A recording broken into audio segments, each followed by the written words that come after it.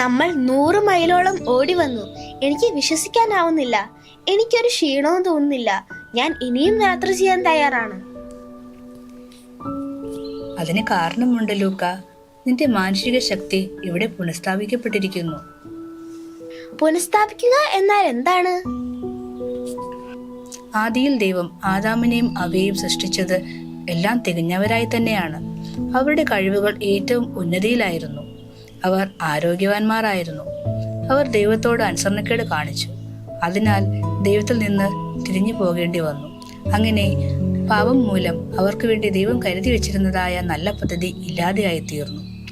നിന്റെ കാലഘട്ടത്തിലും ഇതുപോലെ പാപം മൂലം മാനുഷിക കഴിവുകൾ ഇല്ലാതായിക്കൊണ്ടിരിക്കുകയാണ്. നമുക്കതിനെക്കുറിച്ച് പിന്നീട് സംസാരിക്കാം ലൂക്ക. ദാ നമ്മൾ സ്ഥലത്തെത്തിയിരിക്കുന്നു. അങ്ങനെ ലൂക്ക അതിമനോഹരമായ ആ പൂന്തോട്ടത്തിലെത്തി. അവിടെ പലതരം പുഷ്പങ്ങളുണ്ട്. സൂര്യപ്രകാശം അടിക്കുമ്പോൾ അതിന്റെ വർണ്ണങ്ങൾ മാറിക്കൊണ്ടിരിക്കുന്നു. അവിടെയുള്ള മതിലുകളൊക്കെയും ചില്ലുകളാൽ നിർമ്മിക്കപ്പെട്ടിരിക്കുന്നു. അതുപോലെ വിലമതിക്കാനാവാത്ത കല്ലുകളാലും. ഇതുപോലൊരു സ്ഥലം ലൂക്ക നേരിൽ കണ്ടിട്ടുണ്ടായിരുന്നില്ല. അതുകൊണ്ട് തന്നെ ലൂക്കക്ക് മഹാ അത്ഭുതം അവിടെ തോന്നി. ഇവയെല്ലാം എന്തതിശയപ്പെടുത്തുന്നതാണ്! സ്ഫടികം കൊണ്ടുള്ള മതിലുകൾ ഈ പൂന്തോട്ടത്തിന്റെ ഭംഗി കൂട്ടുന്നു. സ്വർണവും വെള്ളിയും മരതകവും കൊണ്ട് അതിമനോഹരമായിരിക്കുന്നു. ഓ, ക്ഷമിക്കണം. ഓ, അത് നിന്റെ പ്രശ്നമല്ല പ്രിയമകനെ. ഞാൻ ഇവിടുത്തെ ഓരോ പ്രത്യേകതയും ശ്രദ്ധിച്ചു വരികയായിരുന്നു. അതുകൊണ്ടാണ് നമ്മൾ കൂട്ടിമുട്ടിയത്. ഓരോ ദിവസവും ഇവിടെ ഓരോ പ്രത്യേകതകളാണ്. ഓ ലൂക്ക, നീ ബെസ്ലേലിനെ കണ്ടുവോ? ഞാൻ അദ്ദേഹത്തെ നിനക്ക് പരിചയപ്പെടുത്തുവാൻ വേണ്ടി ഇരിക്കുകയായിരുന്നു. നിങ്ങളപ്പോൾ നേരിട്ട് പരിചയപ്പെട്ടു അല്ലേ? ഓ ബസലേൽ, എനിക്ക് ലഭിച്ച അനുഗ്രഹമാണല്ലോ ഇത്. ഏയ്, അത് എനിക്ക് ലഭിച്ച അനുഗ്രഹമാണ്. ലൂക്ക, ഇവിടെ ശ്രദ്ധിക്കൂ. ദാ ഇവിടെ എഴുതിയിട്ടുണ്ട്. പുറപ്പാട് 31-ാം അധ്യായം 1 മുതൽ 5 വരെയുള്ള വാക്യങ്ങൾ എന്താണ് എഴുതിയിരിക്കുന്നതെന്ന് നോക്കാം.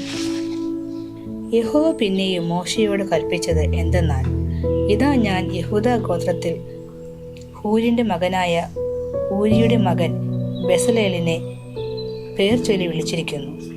അവൻ കൗശലപ്പണികളെ സങ്കൽപ്പിച്ച് ചെയ്യുവാനും പൊന്ന്, വെള്ളി, താമ്രം എന്നിവ കൊണ്ട് പണി ചെയ്യുവാനും രത്നം വെട്ടി പതിപ്പാനും മരത്തിൽ കൊത്തുപണി ചെയ്യുവാനും സകലവിധമാകുന്ന പണിത്തരം ഉണ്ടാക്കുവാനും ഞാൻ അവനെ ദിവ്യാത്മാവിനാൽ ജ്ഞാനവും ബുദ്ധിയും അറിവും സകല സാമർഥ്യം കൊണ്ട് നിറച്ചിരിക്കുന്നു. അതെ, അത് ഞാനാണ്.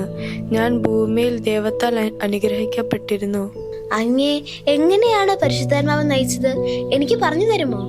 ചെറുപ്പം മുതലേ ഞാൻ പലതരം കല്ലുകളും വസ്തുക്കളും വെച്ച് കളിക്കുവാനും പണിയുവാനും ഇഷ്ടമായിരുന്നു. ഞാൻ വളർന്നു വന്നപ്പം എൻ്റെ കഴിവുകളെ എനിക്ക് മനസ്സിലായി. ഞാൻ ദൈവത്തോട് വിശ്വസ്തനായിരുന്നു.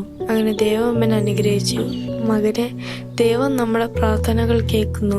പരിശുദ്ധാത്മാവിനെ അയച്ചു തരുന്നു. എനിക്ക് വലിയ നേതാവായ മോശ അറിയത്തില്ലയോ?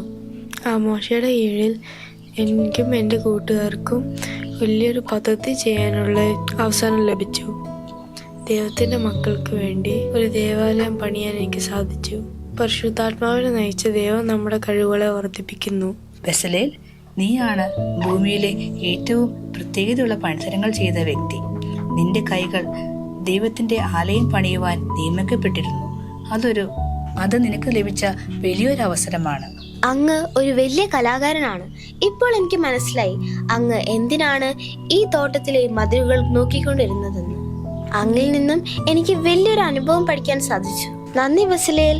സ്വാഗതം പ്രിയ മകനെ. ഇവിടെ ദൈവത്തെക്കുറിച്ച് അറിഞ്ഞ് നീ വളരുവിൻ. സ്വർഗത്തിൽ പ്രത്യേകിച്ച് ധാരാളം പഠിക്കുവാനും അറിയാനും ഉണ്ട്. ഇവിടുത്തെ അറിവ് ഒരിക്കലും തീരുന്നില്ല. ശരി ബെസലേൽ, ഞങ്ങൾ എന്നാൽ പോട്ടെ. ബൈ. വരൂ ലൂക്ക, നമുക്ക് അടുത്ത സ്ഥലത്തേക്ക് പോകാം. നിന്നെ വേറൊരു വ്യക്തിയെ പരിചയപ്പെടുത്തുവാനുണ്ട്. നമുക്ക് അടുത്ത സ്ഥലത്ത് പോയി പുതിയൊരു വ്യക്തിയെ പരിചയപ്പെടാം. ആ വ്യക്തിയിൽ നിന്നും നിനക്ക് പരിശുദ്ധാത്മാവിനെ കുറിച്ച് കൂടുതൽ പഠിക്കുവാൻ സാധിക്കും. ശരി ഓറയൽ.